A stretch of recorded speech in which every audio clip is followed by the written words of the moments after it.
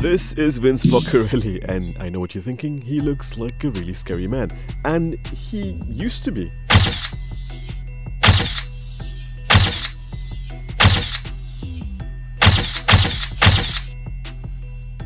He was born in Italy with links to the Italian Mafia. At the age of 12, his family moved to Australia, where he rose through the ranks to end up leading one of Australia's most vicious bike gangs. So I've lived a whole life of being a gangster. Not so much I knew Mafia figures? 100%. Did I want to join the Mafia? 110%. But they thought I was too crazy. I know. They thought you're too crazy. I know, right? They thought I was too out there, too crazy. The Mafia figures saying they wouldn't bring you on board because of such a thing. I thought, okay, fair enough. You're telling me that I'm too crazy. I just went on my own way, and I got involved with gang members, organisations, criminal enterprises. The main ones that caught my eyes were bikies, the motorcycle gangs. And one of them was, of course, the Angels, and there was Comancheros, Rebels, Pigs. There's all these different ones, but they're the ones that caught my eyes because they were becoming big. I mean, I've been shot 5 to 6 different occasions. A bullet lodged there, of course. One came towards my ribs. Broke 2 of my ribs, came out of my chest. Bullet leg. Okay. One at the back. That was a bullet as well? Yeah, this came straight through, came straight out here. I was shooting at people. I was getting shot, selling drugs, drinking alcohol. This is most things that you can easily get away from. Can you stop drinking? Can you stop? People stop taking drugs. It's difficult. It's difficult to get away from a life where you're making easy money. It's hard, and then you're struggling with money. You think, man, if I can only get back into the life, it'd be easy for me. I've got all the contacts. Is the issue, right? I know that world. I know that world better than this world, right? But I'll tell you something. I would never, ever dare allow myself or my soul to get back into that life and reject this life. Turn my back on this life. He survived 6 assassination attempts. Now living in Malaysia, Vince no longer has to dodge bullets. Only children running at him at full speed whenever they see him at the apartment complex in Kuala Lumpur.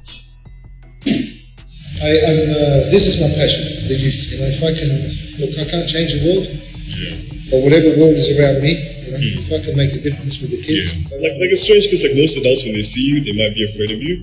But how do kids react to you? And this is not a word of lie, they run from the other side of the park. Yeah, really, I wish I could show you. It's amazing. The love and the affection. They jump all over me like little monkeys, and they hug me. I genuinely love them. I'm not joking. I feel like they're my own kids. I haven't got my kids here, so they're a substitute for me. But the youth, for me, are priority before my friends and families and stuff like that. They're a priority. When I say before my friends and family, I'm not trying to be rude. I'm trying to, like, if I had to focus my time and energy on something where it's important to me, like if a family friend said to me, let's go watch a movie, I would prolong it till late at night and make sure that the kids have got my attention first, whether I'm sick or whatever. So it's important because you know what it is, for video games, PlayStations, Xboxes. I call them zombie boxes, For Vince, Islam changed his life, but he only considered himself a true Muslim after finding peace through a Quranic verse following the murder of his son. I had a colourful life, and in Australia, after a certain while, there was a period where my son got shot. And he was murdered, and I was shot 4 times in the process. Was that the same incident? This is the same incident. It was the last incident of my shooting, where they tried to assassinate me and shot my son. He was 22 years old, beautiful boy. And then they threw me in prison. Go figure that out. And then when I got out, in prison was my change.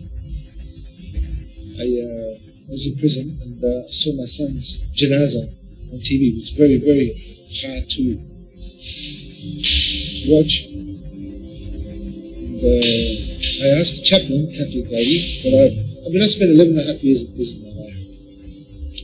And I had a relationship with chaplain the lady Mel. She was a nice lady. And because I became Muslim, I wanted the Quran and the Quran. So when she gave me the Quran, I was reading the Quran. And I was up to chapter 3, Ayat 145. Every soul shall taste death with Allah's leave. And everything is written. If you want the good things of this world, Allah will give them to you. If you seek the good things of the next life, Allah will give them to you. But in that ayat, what really hit me while I was reading it is that everything is written. I remember reading this ayat, and this is my time. This is my transition in Islam. This was the time where I became Muslim, and I never turned back. I was reading this ayat, it said, every soul shall taste death with Allah's leave, and everything is written. When I read this part here, I cried. I cried like a baby was smacked on the bum from the doctor. You know that cry? And I kid you not, it wasn't from sorrow. I was so happy, joy.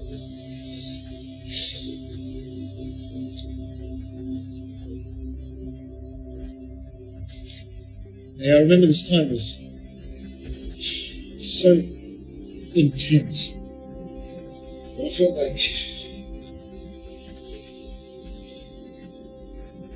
this knot was taken away from my chest, this boulder. And I remember crying and crying, you know, boogie snot. I'm not embarrassed to tell you.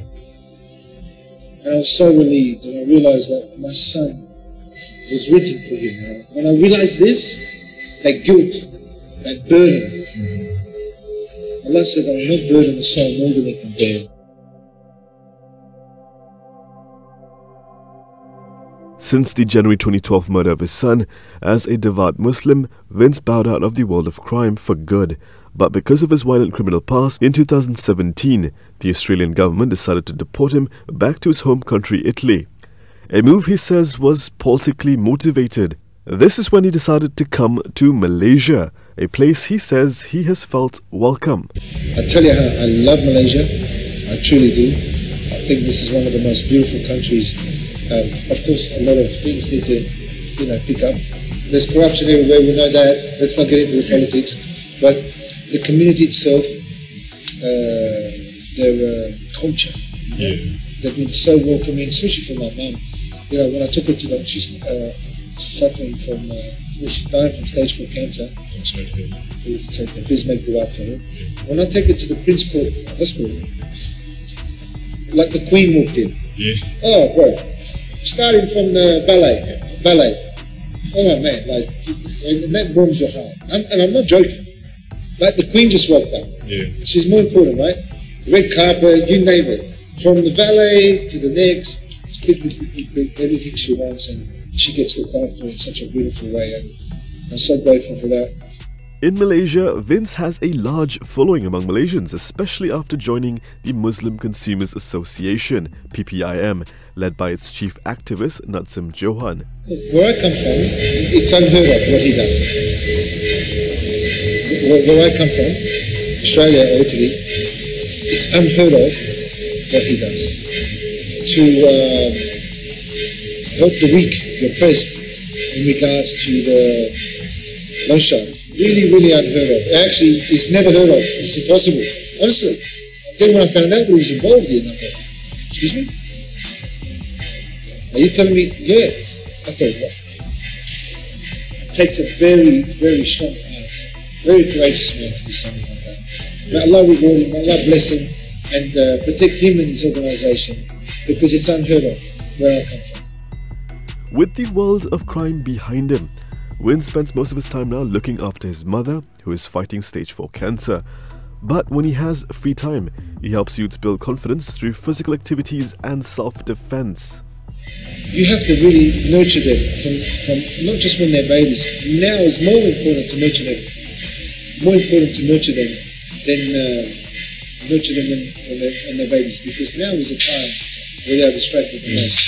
But my advice is that to the youth of Malaysia, all colour, all creed, all religion, hang in there, guys. You guys are our future. Without you, there is no future. Regardless what people say, that's a fact. We believe in you. We love you. You're not alone. We're not going to turn our back on you. Wherever you are, make dua to Allah if you're a Muslim, and make yourself. Find your identity. This is my advice. Find your identity. Don't be shy. Don't be embarrassed from it. embrace it, and try to do better in life. I know it's not easy for you guys, but get off the video games. Don't play them so much because this is making your brain mush. Go outside into the world. There's so much things to do: horse riding, bike riding, go-kart riding. You know, there is so much thing. Archery. Join together. There's paintball. Man, why would you even want to go to paintball, right? Paintball. There's so much to do. Stop being so limited with life. First and most importantly, find your identity and embrace it. In a world filled with so many stereotypes, it appears Vince shows that judging a book by its cover would be unwise after all. You happy with that? Yeah, thank you. Okay. Thank you so much. My pleasure, bro.